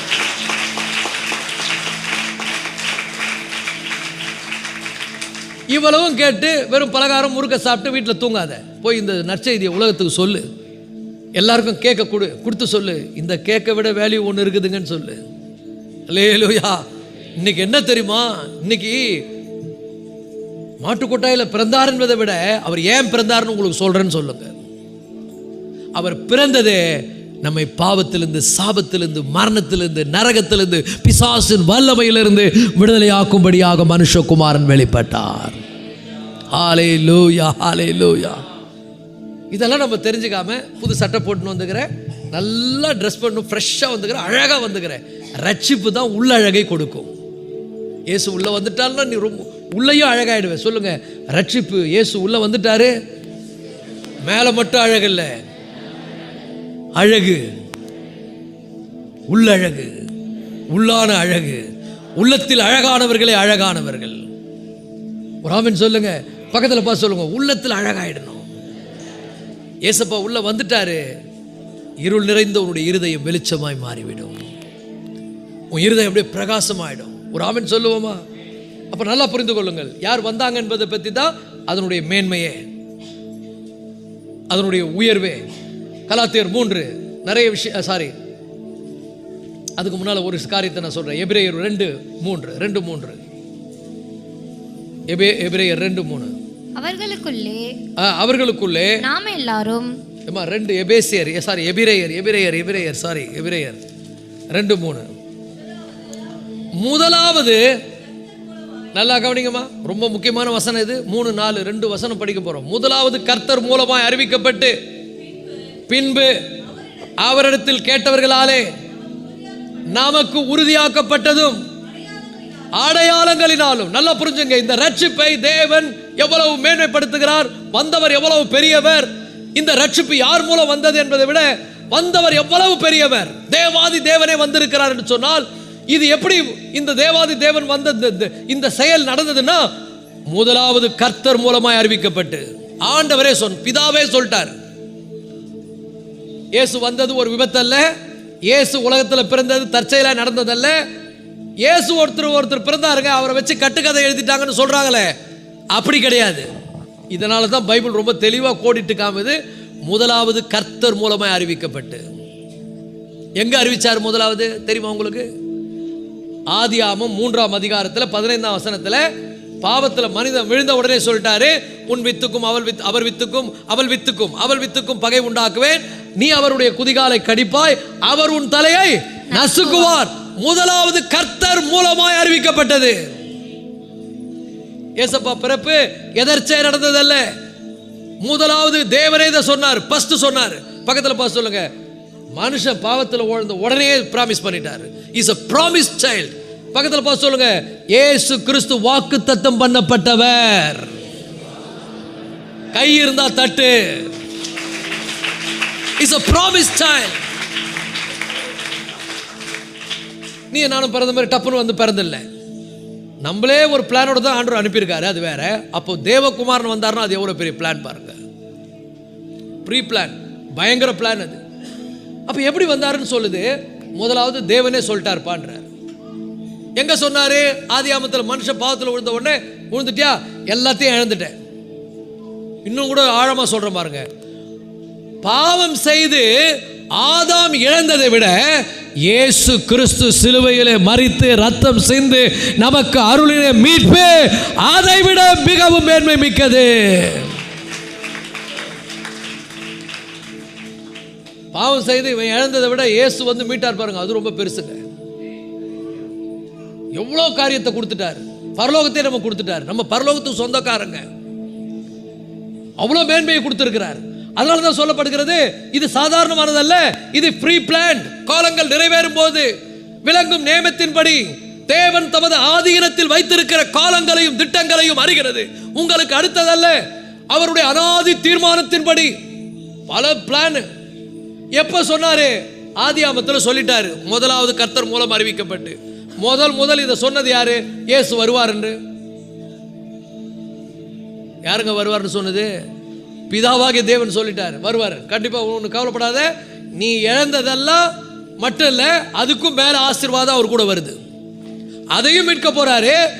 அவர் மூலம் இன்னும் நிறைய ஆசீர்வாதம் இந்த உலகத்துக்கு வரப்போகுது. இயேசு வந்தால் விடியல். பக்கத்தில் பார்த்து சொல்லுங்க, இயேசு வந்தால் விடியல். இயேசுவின் ஆட்சி சொல்லுங்க, எங்கேயோ இடிக்கிற மாதிரி இருக்குது. இயேசுவினுடைய ஆட்சி எப்படிப்பட்டது? 1000 வருட அரசாட்சி. எல்லாத்துக்கும் ஒரு விடிவு காலம் வருது. பாவத்துக்கு விடிவு காலம், சாபத்துக்கு விடிவு காலம், மரணத்துக்கு விடிவு காலம், எல்லா இழப்புக்கும் விடிவு காலம். நீ பாவம் செய்து இழந்ததை விட இயேசு மீட்டு தர பொறுத்து நிறைய. அப்போ தான் இயேசு வேணும். அதனால தான் இயேசு வேணும். இயேசு ஏன் வேணும்? ஏன் இயேசு ஸ்பெஷல்? ஏன் கிறிஸ்மஸ்? பக்கத்தில் பார்த்து சொல்லுங்க, ஏன் இயேசு வேணும்? என்ன இயேசுவில் என்ன ஸ்பெஷல்? யாருக்கும் இல்லாத ஒரு ஸ்பெஷல் ஏன் இயேசு ஸ்பெஷல்? ஏன் இயேசு ஸ்பெஷல்? கேளுங்க, ஏன் கிறிஸ்மஸ்? ஏன் தெரியுமா? இதை உன்னத பாட்டில் ஒருத்தர் கேட்குறாரு, ஸ்திரீகளில் ரூபவதியே, உன் நேசர் மற்ற எல்லா நேசர்களை விட எதினால் விசேஷித்தவர்? என் நேசர் 1000 சிறந்தவர். ஹல்லேலூயா! ஓ, அவர் பூரண அழகுள்ளவர். இயேசு யாருங்க?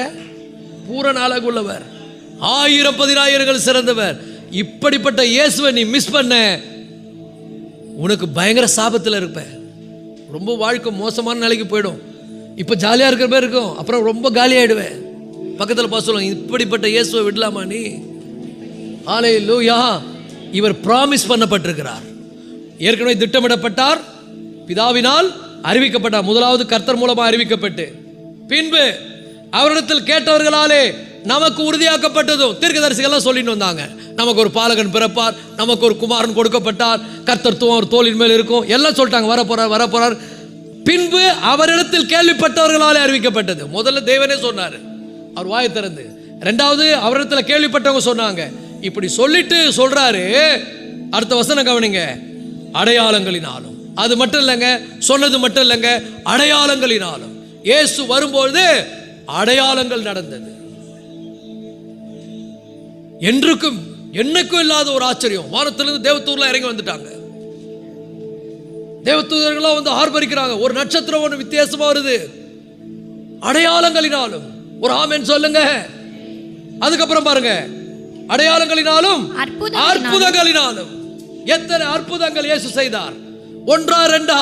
மரித்தோரை உயிர்ப்பித்தார், முடவர்களை நடக்க பண்ணினார், நோயாளிகளை குணமாக்கினார், பிசாசுகள் அவரை பார்த்து பயந்தது. இவ்வளவும் அவர் மூலம் நடந்தது. இன்னைக்கு நான் சொல்ற பாருங்க, ஒரு காரியம், யாராவது ஒருத்தரை பார்த்து பிசாசு போயிடுமா? யாராவது ஒருத்தர் பேரை சொல்லிப்பாரு, பிசாசு உன் மேல வந்து 10 ஏறிக்கும். இருக்கிற பிசாசு எல்லாம் ஓடியாரு. நீ வேற யாருன்னா பேர் சொன்னா, ஒரே ஒருத்தர் பேரை சொல்லு, பிசாசுகள் நடுங்கும், பிசாசுகள் பயப்படும். அவருடைய பேரை சொன்னா மாந்திரிக வல்லமைகள் எல்லாம் முறிந்து போகும், எல்லா தீய சக்திகளும் அலரும். எல்லா நாமத்துக்கும் மேலான நாமம் இயேசு கிறிஸ்துவின் நாமம். ஹல்லேலூயா!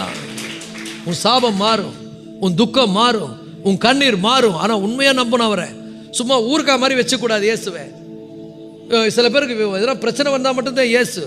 நான் சொல்ற பாருங்க, அவர் 1000 சிறந்தவர். அவரை போல யாரும் கிடையாது. பக்கத்தில் பார்த்து சொல்லுங்க, அவரை போல உலகத்தில் யாருமே கிடையாது.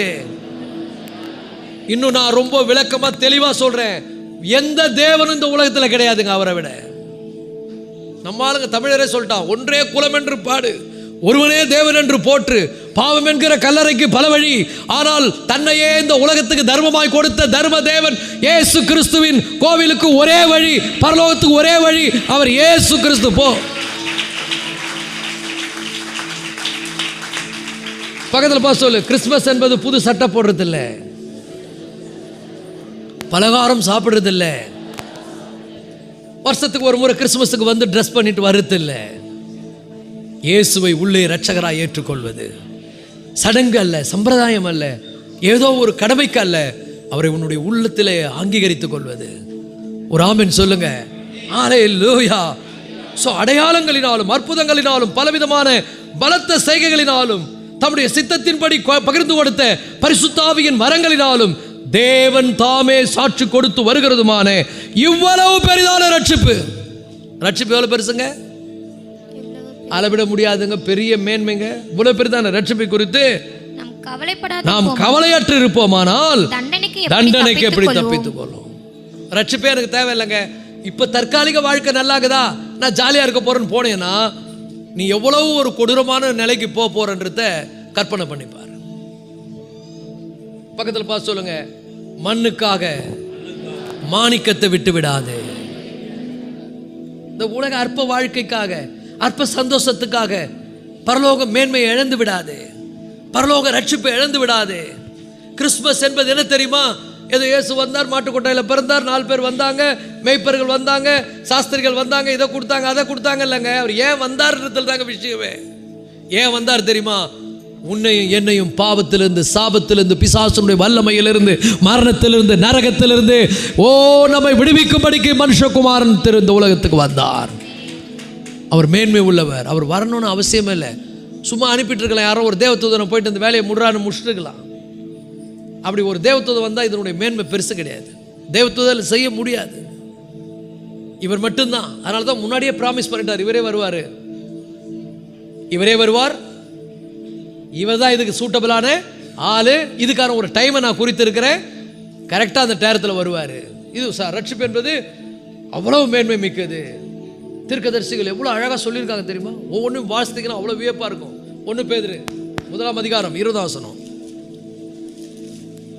1 பேதுரு 1 அதிகாரம் 20 வசனம் வாசிங்க, ரொம்ப ஆச்சரியப்படுவீங்க பாருங்க. அவர் உலக தோற்றத்திற்கு முன்னே, நல்லா புரிந்து கொள்ளுங்கள், இயேசு பிறப்பு 2025ஆம் தேதி இல்லைங்க, உலக தோற்றத்துக்கு முன்னே குறிக்கப்பட்டவராயிருந்தும் பிளான் பண்ணிட்டாரு. உலக தோற்றத்துக்கு முன்னே உலகமே உண்டாக்கல, மனுஷ பாவத்தில் விழுவான தேவனுக்கு தெரியும், பிளான் பண்ணிட்டாரு, குறிக்கப்பட்டவராயிருந்தும். ஒரு ஆமென் சொல்லுங்க. எவ்வளவு பெரிய திட்டம் பாருங்க, எவ்வளவு பெரிய திட்டம். உலக தோற்றத்துக்கு முன்னே குறிக்கப்பட்டவராயிருந்தும் தமது மூலமாய், நல்லா இதையும் கவனிங்க, இந்த வார்த்தைலாம் அப்படியே உங்க இருதயத்தில் பதியனங்க. வேற யார் மூலமா கிடையாதுங்க, வேற எந்த வழியும் கிடையாதுங்க, வேற எந்த வழியிலையும் வர முடியாது. எந்த வழியும் உன்னை பாவத்திலிருந்து விடுவிக்காது, சாபத்திலிருந்து விடுவிக்காது, நரகத்திலிருந்து விடுவிக்காது, மரணத்திலிருந்து விடுவிக்காது. ஒரே ஒருவர், இவர் மாத்திரம்தான். இவரை தவிர வேற இல்லை. அல்லேலூயா. தமது மூலமாய் தேவனிடத்தில் விசுவாசமாய் இருக்கிற உங்களுக்காக, பக்கத்தில் பார்த்து சொல்லுங்க, உனக்காக. நீ ட்ரெஸ் போடணுன்றதுக்காக இல்லை, நீ கலர் நல்லா டிப் டாப்பா ட்ரெஸ் போடணும், கிறிஸ்மஸ் ஆனால் மறக்கூடாது, நல்லா மேக்கப் போட்டு சும்மா ஜக ஜக ஜகன்னு வரணும் அப்படின்றதுக்காக அல்ல. ஒரு ஆமென் சொல்லுங்க. அவரிடம் மூலமாய் தேவனிடத்தில் வருவதற்கு, பிதாவிடத்தில் வருவதற்கு. நீங்க இன்னைக்கு நல்லா புரிஞ்சுங்க, ரொம்ப அழகா இருக்கீங்க, ரொம்ப ஃப்ரெஷ்ஷாக இருக்கீங்க, தப்பு கிடையாது. ஆனால் நோக்கம் அது கிடையாது. அதை தான் சொல்ல வரேன். தப்பா நினச்சிக்காதீங்க. நம்ம ஃப்ரெஷ்ஷாக வந்தது, ட்ரெஸ் போட்டு வந்து பாஸ்ட்டுக்கு பிடிக்கல போகுதுன்னு நினச்சிக்காதீங்க. ஆனால் உங்களுக்கு தெளிவுபடுத்துகிறேன், நோக்கம், கிறிஸ்மஸுடைய நோக்கம் அதுவல்ல. கிறிஸ்மஸுடைய நோக்கம் எது? தேவனிடத்தில் சேருவதற்கு. ஹல்லேலூயா. பக்கத்தில் பார்த்து சொல்லுங்க, சீக்கிரம் வந்துரு வந்துரு வந்துரு, come on, come to the Lord. கர்த்தரிடத்தில் வந்துரு, தேவனிடத்தில் சேருவதற்கு. தேவனுடைய விசுவாசிக்கிற உங்களுக்கு, தேவனுடைய மூலமாய் தேவன் மேல் விசுவாசமாய் இருக்கிற உங்களுக்காக இந்த கடைசி நாட்களில், கடைசி காலங்களில் வெளிப்பட்டார். ஒரு ஆமென் சொல்லுங்க. கரெக்டான டைம்ல வந்தார். ஏன் ஆதாம் பாவம் செய்த உடனே வந்திருக்கலாமே, வரல. ஏன் மற்ற நேரத்தில் வந்திருக்கலாமே, அந்த மல்கியாவுடைய காலத்தில் வந்திருக்கலாமே, வரல. கரெக்டான நேரத்தில் வரார், சரியான நேரத்தில். அதான் அந்த காலங்கள் நிறைவேறும் போது விளங்கும் நியமத்தின்படி ஸ்திரீயினிடத்தில் பிறந்தவரும். அவர் பெண் மூலமாய் வருகிறார். எந்த பெண் மூலமாய் உலகத்தில் பாவம் வந்ததோ அதே பெண் மூலமாக ரட்சிப்பும் வருகிறது. நல்லா கை தட்டுங்களேன். ஹல்லேலூயா. 21 வசனம் வாசிங்க. அதுல 21 வசனம் ரொம்ப சூப்பரா இருக்கும் பாருங்க. உங்கள் விசுவாசமும், நல்லா புரிந்து கொள்ளுங்கள், உங்கள் விசுவாசமும் நம்பிக்கையும் தேவன் மேல் இருக்கும்படி அவரை மரித்தோரிலிருந்து எழுப்பி அவருக்கு மகிமையை கொடுத்தார். ஆமென். ஹல்லேலூயா. நல்லா புரிஞ்சுங்க. இப்ப இயேசு எங்க இருக்கிறாரு? வந்தாரு, செத்தாரு, உயிரோடு எழுந்தாரு. அதுக்கப்புறம் என்ன நடந்துன்னு நினைக்காதீங்க. பரலோகத்தில் பிதாவினுடைய சிங்காசனத்தில் எப்படி இருந்தாரோ அதே இடத்துக்கு போயிட்டார். இன்னும் பயங்கரமான பேரை கொடுத்துட்டார். எல்லா நாமத்துக்கும் மேலான நாமம், உயர்ந்த நாமத்தை கொடுத்து விட்டார். ஒரு ஆமென் சொல்லுவோமா? ஹல்லேலூயா. அப்ப உண்மையான கிறிஸ்மஸ் என்பது என்னங்க? உண்மையான கிறிஸ்மஸ் என்பது சத்தியத்தை அறிவது. என்னை மீட்கும்படியாக, என்னை பாவத்திலிருந்து மீட்கும்படியாய், சாபத்திலிருந்து மீட்கும்படியாய், பிசாசனுடைய வல்லமையிலிருந்து மீட்கும்படியாய், நரகத்திலிருந்து என்னை மீட்கும்படியாய் தேவன் ஆதி காலத்துக்கு முன்பாகவே, உலகத்தை படைப்பதற்கு முன்பாகவே ஒரு திட்டத்தை போட்டாரு. ஒரு நேரத்தை குறிச்சாரு, ஒரு காலத்தை, ஒரு நேரத்தை குறிச்சாரு. முன்னாடியே சொன்னாரு ஃபிக்ஸ் பண்ண, முதல்ல குறிச்சிட்டாரு, அப்புறம் சொன்னாரு, அப்புறம் அவருடைய தீர்க்கதரிசிகளை கொண்டு சொன்னாரு இந்த நேரத்துக்கு அவர் வருவார்னு சொன்னவர் சரியான நேரத்துக்கு வந்தாரு. அப்ப வந்ததுனால தான் அவர் பிறந்தாரு. அவர் பிறந்ததுனால உலகத்துக்கு வரல. என்ன அழகா ஏசாயா தீர்க்கதரிசி எழுதுறாரு தெரியுமா? அதை படிச்சீங்கன்னா அவ்வளவு சூப்பரா இருக்கும். நமக்கு ஒரு பாலகன் பிறந்தார் என்றார். ஒரு குழந்தை பிறந்துக்குதுங்க, நமக்காகவே பிறந்துக்குதுன்றார். அடுத்தது சொல்றாரு, இந்த பிறந்துக்குத குழந்தை இது குழந்தை கிடையாதுங்க, நமக்கு ஒரு குமாரன் கொடுக்கப்பட்டார். பிதாவாகிய தேவன் தம்முடைய சொந்த குமாரனை கொடுத்ததுனால இந்த குழந்தை பிறந்திருக்கிறது. கொடுக்கப்பட்ட குமாரன் குழந்தையாய் பிறந்தார். இவர் யாருங்க? இவர் யார்? இவர் அதிசயமானவர், ஆலோசனை கர்த்தர், வல்லமையுள்ள தேவன், நித்திய பிதா, சமாதான பிரபு. ஹல்லேலூயா.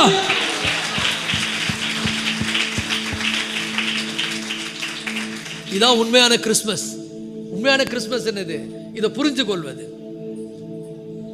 இதை தெரிந்து கொள்வது, இதை உள்ளே அங்கீகரித்துக் கொள்வது, இதை ஏற்றுக்கொள்வது.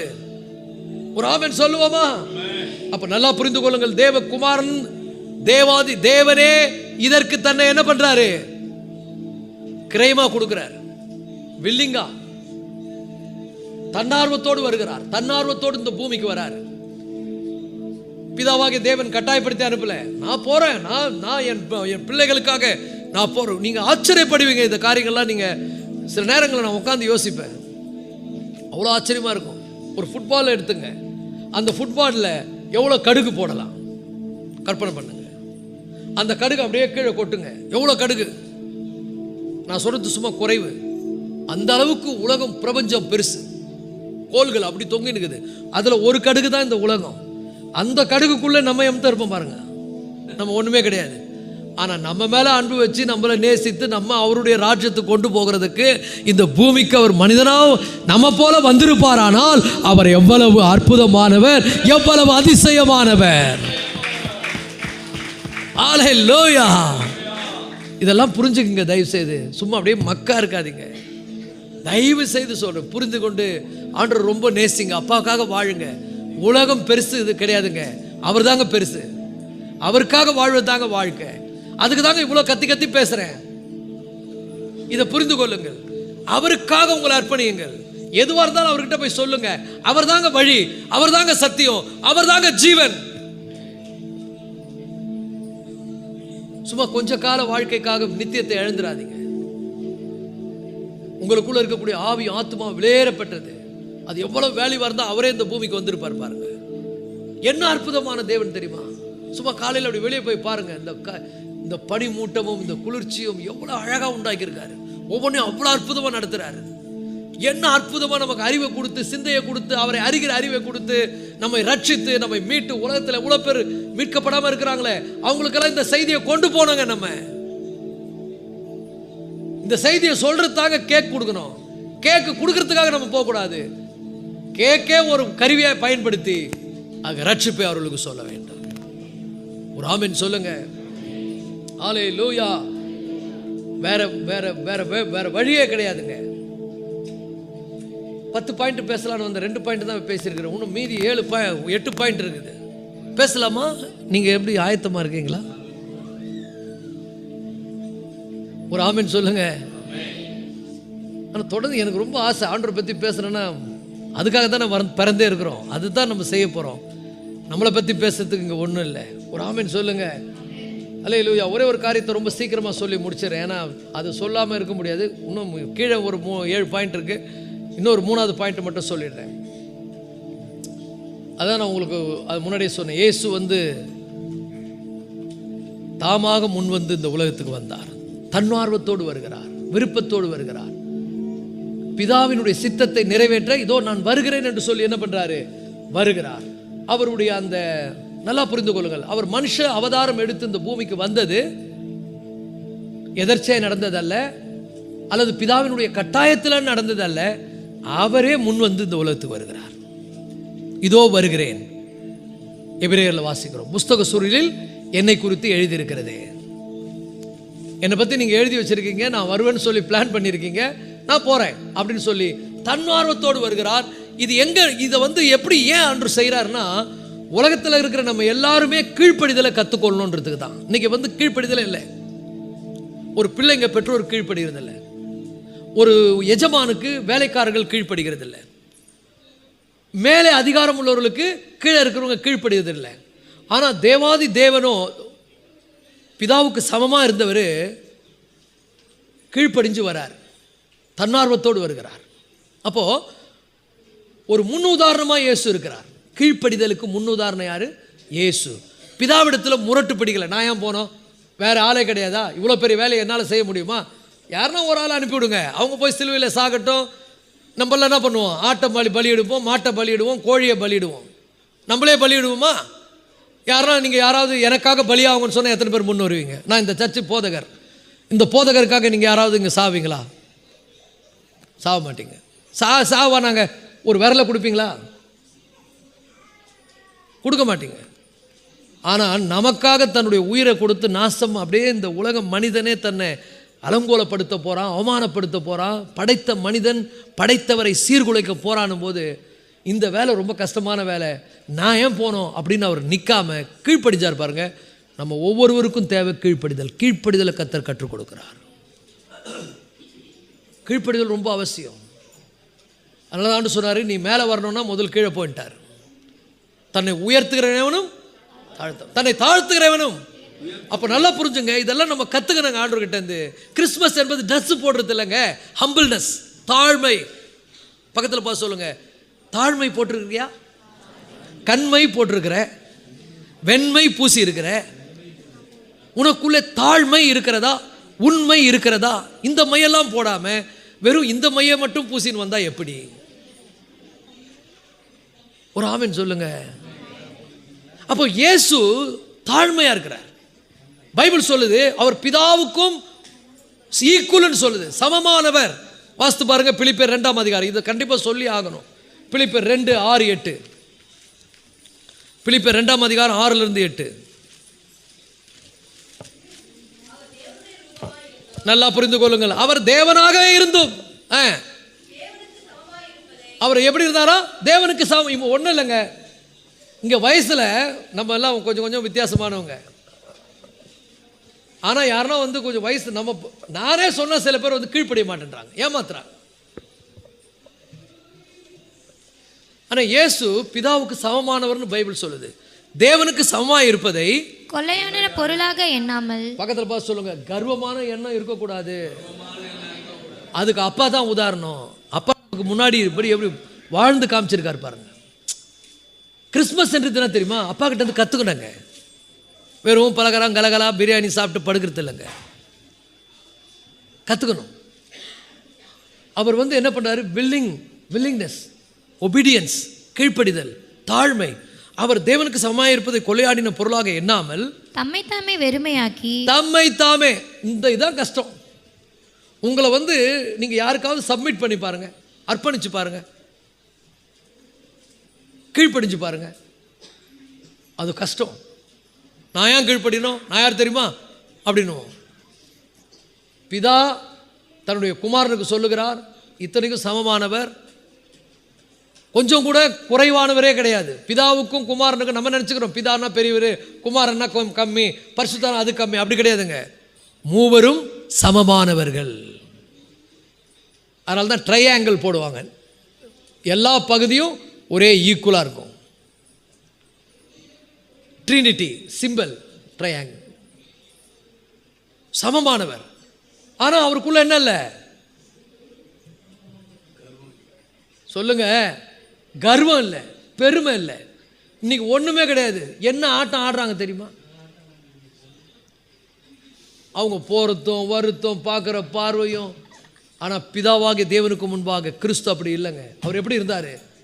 அவர் தம்மை தாமே வெறுமையாக்கி அடிமையின் ரூபம் எடுத்து, படிங்க, மனுஷ சாயலானார். அவர் மனுஷ ரூபமாய் காணப்பட்டு மரண பரியந்தும், அதாவது சிலுவையின் மரண பரியந்தும் கீழ்ப்படிந்தவராகி தம்மை தாமே தாழ்த்தினார். ஒரு ஆமென் சொல்லுங்க. பக்கத்தில் பார்த்து சொல்லுங்க, மையில் சிறந்த மை தாழ்மை. அதை தரித்துக்கொள். யார் நமக்கு எக்ஸாம்பிள்? நம்மை படைத்த தேவனே எக்ஸாம்பிள். நம்மை உருவாக்கின தேவனே எக்ஸாம்பிள். அவர் அப்படி தன்னை தாழ்த்தினார், மரண பரியந்தம் தாழ்த்தினார். நீங்க நல்லா கவனிச்சு பாருங்களேன்.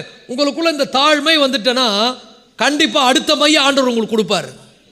நீ தாழ்மையா இருந்தேனா உனக்கு இன்னொரு மை, ஸ்பெஷல் மை, மேன்மை கொடுப்பார். கையை தட்ட மாட்டியே. எல்லாம் அந்த ஜாலி மூட்லயே இருக்கிறீங்க, கிறிஸ்மஸ் மூட்லயே இருக்கிறீங்க, பண்டிகையே இருக்கிறீங்க. பக்கத்தில் பார்த்து சொல்லுங்க, உனக்கு எவ்வளோன்னா இருக்கலாம், நீ எவ்வளோ பெரிய ஆளாக இருக்கலாம், ஆனால் கர்த்தர் உன்னை உயர்த்தணும்னா இந்த மை முக்கியமான மை. இது தாழ்மை. தாழ்மையை நீ உள்ள போட்ட ஆண்டவர் உன்னை எங்கேயோ கொண்டு போயிடுவார் மேன்மைக்கு. அதுக்கு உதாரணம் இயேசு கிறிஸ்து. இப்போ என்ன பண்ணார்? தாழ்த்தினார்னு வருது. அதோட விட்டாரா தேவன்? இவருடைய எண்ணம் எல்லாம் தாழ்த்துவது தான். ஆனால் பிதாவாகிய தேவன் என்ன பண்றார் பாருங்க. ஆதலால் தேவன், 9வது வசனம், ஆதலால் தேவன், எல்லாம் சொல்லுங்க, ஆதலால் தேவன், ஆதலால் தேவன், ஆதலால் தேவன் எல்லாவற்றுக்கும் மேலாக அவரை உயர்த்தி வானோர் பூதலத்தோர் பூமியின் கீழானோருடைய முழங்கால்கள் யாவும் முடங்கும்படிக்கு எல்லா நாமத்துக்கும் மேலான நாமத்தை அவருக்கு தந்தருளினார். ஹல்லேலூயா. ஒரே வார்த்தையில் முடிச்சிட்டாரு. இவர் தான், இவர் இல்லாமல் யாரும் என்கிட்ட வர முடியாது, போயான்ட்டார். அதனால தான் சொல்கிறேன், இந்த உலகத்தில் யாராலும் பரலோகத்துக்கு வரவே முடியாது. ஏன்னா இவர் அந்த அளவுக்கு தன்னை தாழ்த்தினவர். பிதா பார்த்தாரு, என் புள்ள இவ்வளோ தாழ்த்திருச்சா, இதுக்கு மேலே எல்லாத்துக்கும் மேலே இவர் தான், இவரை தவிர வேற யாரும் இல்லை. பக்கத்தில் பார்த்து சொல்லுங்க, இவருக்கு மேலே யாரும் கிடையாது. அல்லேலூயா. அது மட்டும் இல்லை, பிதாவே எல்லாத்தையும் அவர் எல்லாத்தையும் அவர் கையிலே கொடுத்துட்டார். நீயே பார்த்துக்க பண்ணிட்டார். உலகத்தை நியாயம் தீர்க்க போகிறது கூட இயேசு தான் நியாயம் தீர்க்க போகிறார். பிதாவாகி தேவன் என்ன பண்ணிட்டாரா, இப்படி இவர் பண்ணதுனால எல்லா பொறுப்பையும் அவர்கிட்ட கொடுத்துட்டு அவர் அப்படியே இருக்கிறார் அமைதியா. அதான் எல்லாரும் நம்புறாங்க இயேசு தான் நியாயம் தீர்க்க போறார். அதான் நான் கேட்பேன், சில பேர் கேட்பாங்க, இயேசு கிறிஸ்து தான் உண்மையான தேவன் எப்படி சொல்றீங்க? நான் சொல்லுவேன், முதலாவது இயேசுனுடைய பிறப்பு உலகத்தில் யாராலும் பிறக்க முடியாத பிறப்பு, அதனால தான் அவர் தேவன். ரெண்டாவது, இயேசு வாழ்ந்த வாழ்க்கை அப்படிப்பட்டது. மூன்றாவது, அவர் மரணம், அவருடைய உயிர்த்தெழுதல் மேன்மை மிக்கது. அல்லேலூயா. இயேசு மரித்தோர்லேருந்து என்ன பண்ணார்? 3ஆம் நாள் உயிரோடு இருந்தார். யாரும் உயிர்த்தெழ. அதுக்கும் மேலே ஒன்று சொல்கிறேன்னு சொல்லுவேன், உலகத்தை நியாயம் தீர்க்க போகிறது ஆண்டவராகிய இயேசு கிறிஸ்து. எல்லா நாமத்துக்கும் மேலான நாமம்.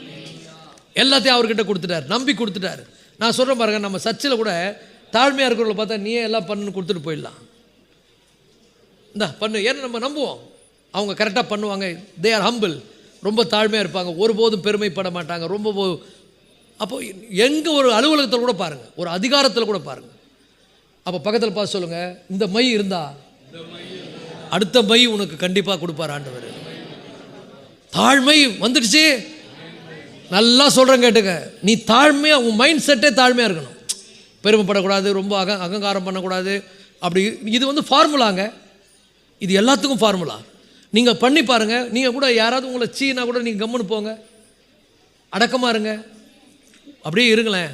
ஒரு காலத்தில் அவங்களாம் பார்த்து ஆச்சரியப்படுற அளவுக்கு அவங்க முன்னால் கடவுள் தேவனே இதை செய்வார், உங்களை உயர்த்துவார். இதை தான் இயேசுவுக்கு செய்தார், இதை தான் அவர் நமக்கும் செய்வார். தாழ்மை உள்ளவர்கள், அதனால தான் இயேசுவை சொல்லிட்டாரு, தாழ்மை உள்ளவர்களுக்கோ அவர் கிருபை அளிக்கிறார். இந்த மாதிரி ஒரு கடவுளை பார்த்துருக்கீங்களா? எல்லாம் பெருமையில் நிற்குதுங்க. ஒரே ஒருத்தர் கேட்குறாரு, ஒருத்தர், எங்கள் கடவுளை பார்த்தா எப்படி ஜாலியாகுது, உங்கள் கடவுள் ஏன் தொங்கின்னுக்கிறாருன்னு. நல்லா புரிஞ்சுங்க, எங்கள் கடவுள் அப்படி இருந்ததுனால தான் மரணத்திலிருந்து உயிரோடு கூட எழுந்து பரலோகத்தில் ராஜாதி ராஜாவாய் அமர்ந்திருக்கிறார். நம்மளெல்லாம் மீட்டு இருக்கிறார், நம்மளெல்லாம் அவருடைய பிள்ளைகளாய் மாற்றி இருக்கிறார்.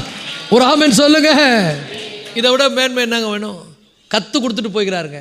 அப்போ நம்ம சர்ச்சில் இருக்கிறவங்க ஹம்பிள்னஸாக இருக்கணும். கிறிஸ்மஸ்னாக்கா என்ன மை வைக்கணும்? தாழ்மை. ஒருத்தர் கீழ்ப்படியணும், ஒருத்தர் விட்டு கொடுக்கணும், சகிக்கணும், பொறுமை செய்து பாருங்களேன். 2026 நீ பெரிய ஆள் ஆயிடுவ.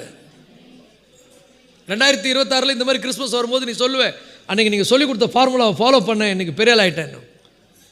கர்த்தர் என்னை ஆசீர்வதிக்கிறார், என்னை உயர்த்தி இருக்கிறார், ஆண்டவருக்கு உண்மையாக இருப்பேன், சாட்சியாக வாழ்வேன். எல்லாவற்றுக்கும் மேலாக அவர் என்ன பண்ணாரா? உயர்த்தினார். கடைசியாக ஒரே ஒரு வசனம் சொல்லி முடிச்சிடுறேன். கடைசியாக ஒரே ஒரு வசனம் சொல்லி முடிப்போம். ஒரு ஆமென் சொல்லுவோமா? எத்தனை பேர் ரெடியாக இருக்கிறீங்க? ரொம்ப போயினே இருக்குது, உள்ளே போக போக ரொம்ப சந்தோஷமாக இருக்குது. எபிரேயர் 2:14, எபிரேயர் 2:14. இன்னைக்கு தாங்க உண்மையான ஹாப்பி கிறிஸ்மஸை கொண்டாட போறீங்க. படிங்க, நல்லா கவனிங்க. ஆதலால் பிள்ளைகள் யாரு? நீங்களும் நானும். பிள்ளைகள் மாம்சத்தையும் இரத்தத்தையும் உடையவர்களாய் இருக்க அவரும் அவர்களைப் போல மாம்சத்தையும் இரத்தத்தையும் உடையவரானார். அவர் வில்லிங்கா வராருங்க, அவரே ஆவறாரு.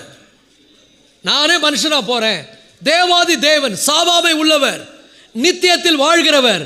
இப்ப அனித்தியமான உலகத்துல ஒரு மனுஷனா என்ன பண்றாரு? மனித சரீரத்தை எடுத்துக்கொண்டு வர போறாரு. ஏன் வராருன்னு கேட்டாக்கா அதுக்கு ரீசன் கிறிஸ்மஸ் என்னன்றாங்க. உங்களை என்னையும் இந்த வசனம் சொல்லுது. ஆதலால் பிள்ளைகள் மாம்சத்தை இரத்தத்தை உடையவளாய் இருக்க அவரும் அவர்களைப் போல மாம்சத்தையும் இரத்தத்தையும் உடையவரானார். ஒரு ஆமென் சொல்லுவோமா? ஏவா? மரணத்துக்கு அதிகாரி ஆகிய பிசாசானவனை தமது மரணத்தினாலே அழிக்கும் படிக்கும். ஜீவகாலம் எல்லாம் மரண பயத்தினாலே அடிமைத்துவத்திற்குள்ளானவர்கள் யாவரையும் விடுதலை பண்ணும் படிக்கும் அப்படியானார். ஒரு ஆமென் சொல்லுங்க. ஹல்லேலூயா. உங்களை போல என்ன போல சரீரத்தில் இந்த பூமிக்கு நித்திய தேவன் அனித்தியமான மனிதனை போல இந்த பூமிக்கு வந்தார் என்று சொன்னால் உன்னை என்னையும் நித்தியத்தில் கொண்டு போய் சேர்க்கிறதற்காக, மரணத்திலிருந்து உன்னை விடுவிக்கிறதற்காக. கிறிஸ்மஸ் என்பது வேற ஒன்றும் இல்லைங்க, உன்னை விடுதலையாக்கும்படி ராஜாதி ராஜா, கர்த்தாதி கர்த்தர், மகிமையின் தேவன், அல்பா ஒமேகாவானவர் இந்த பூமிக்கு மனிதனாய் வந்தார். ஹல்லேலூயா. இதாங்க கிறிஸ்மஸ். கிறிஸ்மஸ் என்பது வெறும் கொண்டாட்டம் இல்லைங்க, வெறும் கிறிஸ்மஸ் என்பது ஒரு பண்டிகை இல்லைங்க. It's not a religious festival. இந்த உலகத்தில் இருக்கக்கூடிய 1000 பண்டிகைகளில் இது ஒரு பண்டிகை இல்லைங்க. இது நான் மீட்கப்பட்ட நாள், என்னை ஆசீர்வதிக்க தேவன் இந்த பூமிக்கு வந்த நாள், என்னை பிசாசின் வல்லமையிலிருந்து காப்பாற்ற என் தேவன் பூமிக்கு வந்த நாள், என்னை பரலோகத்துக்கு கொண்டு போக இந்த பூமிக்கு வந்த நாள். ஒரு அல்லேலூயா சொல்லுவோமா? ஹல்லேலூயா. ஒருத்தர் நம்ம ஊழியக்காரர், ஒரு பழைய ஊழியக்காரர், நம்ம பட்டாணி டேனியில் ஒரு பாட்டு பாடினார். நல்ல நாள், மிக நல்ல நாள், இயேசு ராஜா பிறந்த நாள், நல்ல நாள், பாவங்களை போக்கவே வந்த நாள், சாபங்களை மீட்கவே வந்த நாள், நல்ல நாள். எல்லாம் சொல்லுங்க, நல்ல நாள், ரொம்ப நல்ல நாள், இயேசு ராஜா பிறந்த நாள், நல்ல நாள். ஒரு ஆமென் சொல்லுங்க. உலகத்தில் யாரோ பிறந்தாங்க, யாருக்காக பிறந்தாங்கன்னே தெரியாது. ஆனால் உன்னை பாவத்திலிருந்து மீட்க, உன்னை பரலோகத்துக்கு கொண்டு போய் சேர்க்க உன்னை படைத்தவர் உனக்காக உன்னை போல இந்த பூமியில் மனிதனாய் வந்தார் என்று சொன்னால் அதை விட மேன்மை மிக்க ஒரு நாள் உலகத்திலே கிடையாதுங்க. ஹல்லேலூயா. உங்கள் அனைவருக்கும் கிறிஸ்து பிறப்பின் வாழ்த்துக்களை சொல்லுகிறேன். கர்த்தர் உங்களை ஆசீர்வதிப்பாராக. God bless you. Happy Christmas. எல்லாரும் எழுந்திருப்போம், கர்த்தரை நோக்கி நாம் பார்ப்போம். Thank you Jesus.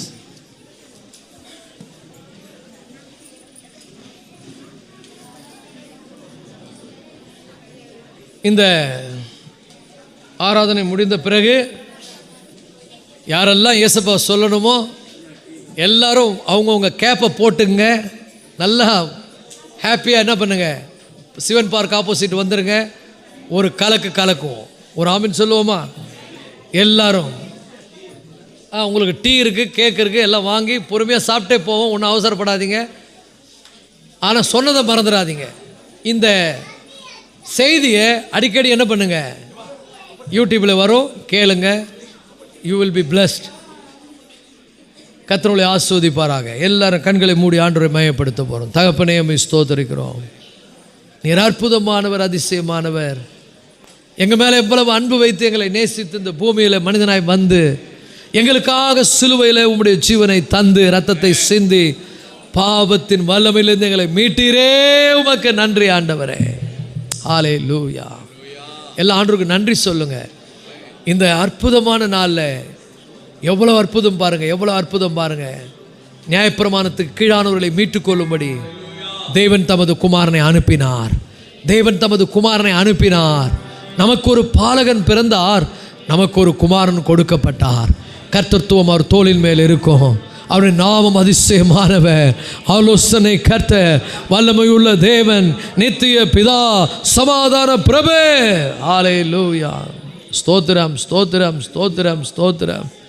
ஓ உமக்கு ஸ்தோத்திரம் ஆண்டவரே. கரங்களை உயர்த்தி இந்த நல்ல நாளில் ஆண்டவரை மகிமைப்படுத்துங்க. அப்பா, என்னை மீட்க இந்த பூமிக்கு நீர் மனிதனாய் வந்தீரப்பா. எனக்காக சிலுவையில் உங்களுடைய ஜீவனை தந்தீரப்பா. ஓ ஹல்லேலூயா. பாவிகளை ரட்சிக்க கிறிஸ்து இயேசு உலகத்தில் வந்தார் என்கிற வார்த்தை உண்மையும் எல்லா அங்கீகரிப்புக்கும் பாத்திரமாயிருக்கிறது. ஹல்லேலூயா. ஓ ஹல்லேலூயா. உம்மை ஸ்தோத்திரிக்கிறோம், உமையே உயர்த்துகிறோம், உமையே உயர்த்துகிறோம் ஆண்டவரே. ஹல்லேலூயா. ஓ ராமா ஷோராமா ரியாலா கரதுரா பரதியாலமா ஷோந்தர பரபரபர. எல்லா கர்த்தரை ஆராதிங்க, ஸ்தோத்திரம் பண்ணுங்க, ஸ்தோத்திரம் பண்ணுங்க. ஹல்லேலூயா, ஹல்லேலூயா, ஹல்லேலூயா. நன்றி செலுத்துகிறோம் ஆண்டவரே, நன்றி செலுத்துகிறோம் ஆண்டவரே. எங்களை மீட்கும்படி, எங்களுக்கு எல்லாவற்றையும் பரலோக குணங்களை கற்றுக் கொடுக்கும்படி, பரலோக சுபாவத்தை எங்களுக்கு கொடுக்கும்படி இந்த பூமியில் நீர் மனிதனாய் வந்து பிறந்தீர். இது சடங்குகளாய் சம்பிரதாயமாய் கொண்டாடுகிற ஒரு பண்டிகையா அல்ல, இது அர்த்தம் உள்ளதாக எங்கள் வாழ்க்கையில் மாறும்படியாக உள்ளத்தில் உண்மை எங்களுடைய இரட்சகராக ஆண்டவராக நாங்கள் அங்கீகரித்திருக்கிறோம். நீரே எங்களுடைய ஆண்டவர், நீரே எங்களுடைய இரட்சகரப்பா. இந்த ஆராதனை பங்கு பெற்ற ஒவ்வொருவரையும் ஆசீர்வதிங்க ஆண்டவரே. எல்லா ரெண்டு கையை உயர்த்தி இன்னைக்கு ஆண்டவரே இந்த செய்தியை நாங்கள் வந்து பப்ளிக்கில் எல்லாருக்கும் கொண்டு செல்ல போகிறோம் ஆண்டவரே. விசேஷமாக இன்னைக்கு சிவன் பார்க்கு எதிரில் நாங்கள் பிரசங்கிக்க போகிற சுவிசேஷம் பாட போகிற பாடல்கள் எங்களுடைய ஆண்டவரே காட்சியை காண்கிறவர்கள் நீர் எப்படிப்பட்டவர் யார் என்பதை அறிந்து கொள்ளத்தக்கதாக, இந்த செய்தி அவர்கள் புரிந்து கொள்ளத்தக்கதாக தேவன் உதவி செய்யும்படியாக ஜெபிக்கிறோம்ப்பா. இந்த ஆண்டவரே கர்த்தாவே, ஆண்டவரே நாங்கள் போகும்போது வரும்போது உங்களுடைய பிரச்சனைகளை வழிநடத்தட்டும் ஆண்டவரே. உங்களுடைய பிரச்சனைகளை வழிநடத்தட்டும் ஆண்டவரே. எங்களை நிறைத்தருளும் ஆண்டவருடைய பிரசன்னத்தினால் ஒவ்வொருவரையும் ஆசீர்வதிக்கிறோம். இயேசுவின் மூலம் ஜெபிக்கிறோம் நல்ல தகப்பனே. ஆமென்.